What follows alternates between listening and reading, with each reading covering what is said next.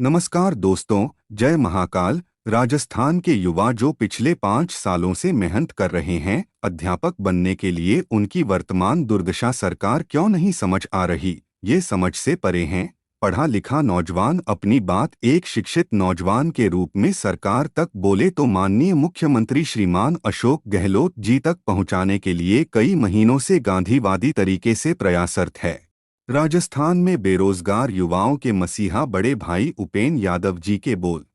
थी और एक अध्यापक भर्ती में 4500 पद जोड़ने की मांग रखी थी। आज मेरे साथ एक राहुल नाम के एक लड़का गया था, उनके सामने मैंने एक बात रखी थी कि सर पहले 6000 पद कम किए गए थे, 1500 पद जोड़ दिए गए थे और कहा गया था कि डीपीसी के बाद 4500 पद बढ़ेंगे, लेकिन डीपीसी का मामला उलझ गया। लेकिन सरकार चाहे तो पद बढ़ा सकते हैं, क्योंकि अब मुझे लगता है कि अभी कोई पदों की घोषणा थर्ड ग्रेड की नीति स्वीकृति भी नहीं मांगी, तो हमने मांग की है कि पदों की संख्या बढ़ाई जाए। वो अभ्यर्थी था, उसके सामने मांग की थी, कारण बताया था 1500 पद जोड़े गए थे लेकिन 4500 पद नहीं जोड़े गए थे। हमारे साथी ने भी एक 6D का उदाहरण देके कहा था कि ऐसे पदों की संख्या बढ़ाई जा सकती है। तो मैं उस अभ्यर्थी को, चाहे 4500 पद बढ़ाने वाले अभ्यर्थी मुझे कुछ भी कहे, मैंने साथ लेके गया और उनकी बात रखी और उस अभ्यर्थी ने रखी।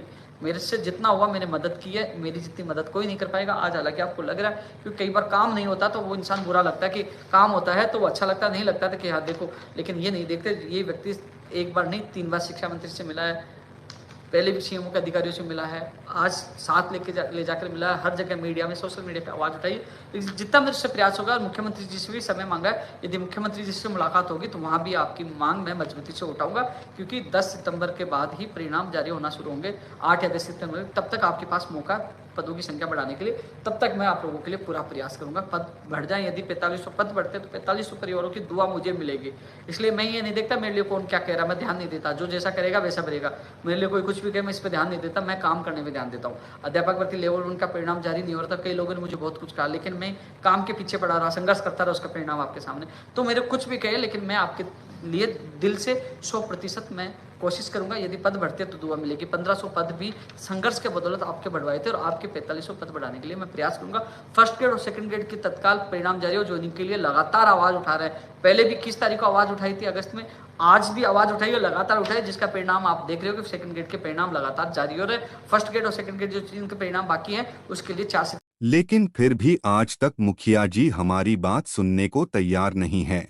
लेकिन फिर भी युवा लगातार प्रयासरत है कि कैसे भी करके एक बार मुखिया जी से मुलाकात हो जाए। मुखिया से विनती है, भावी अध्यापक बहुत ज्यादा अवसाद में हैं, इसलिए कृपया इस मुद्दे को संज्ञान में लेते हुए सार्वजनिक मंच पर इस हेतु सकारात्मक घोषणा शीघ्र अतिशीघ्र करने की कृपा करे। साथियों, रुकना नहीं है, लगातार प्रयास करते रहना है। 10,000 परिवारों में खुशियां लाने के लिए संघर्ष जारी रखना है। 4500 पद वापस लेने और क्रम से नियुक्ति के लिए धन्यवाद।